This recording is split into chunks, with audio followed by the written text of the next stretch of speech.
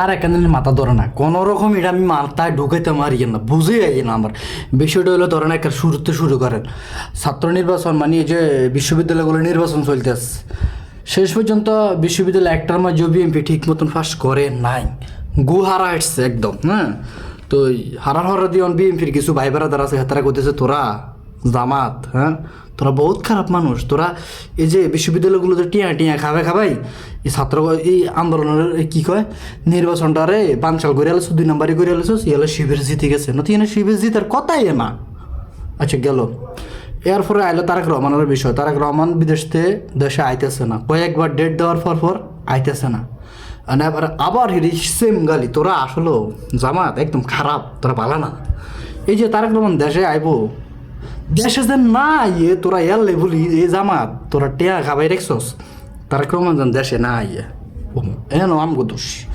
শেষ পর্যন্ত ধরেন আমরা কুমিল্লা 10 আসনের বুঝছেন এমপি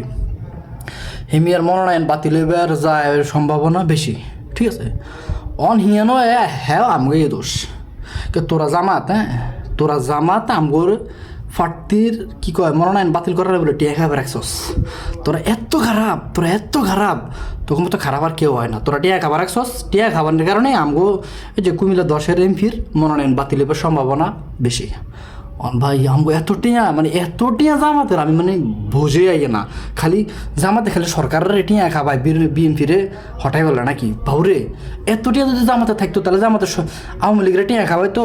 আওয়ামী লীগের সময় সরকারের টিয়া খাওয়াই দেখো তো আওয়ামী লীগের তুমি আস্তে করে বিদে করে দাও ওমা,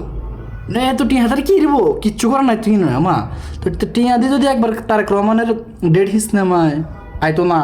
এরপরে আমগো কুমিল্লা 10 এমপির মনোনয়ন বাতিল করাবার ব্যবস্থা করে জামাতে টিয়া দিই, এরপরে মনে করেন ছাত্র বিশ্ববিদ্যালয় নির্বাচনগুলো আর কি এগুলোর মাঝেও যদি জামাতে টিয়া দিয়ে জিতিয়ে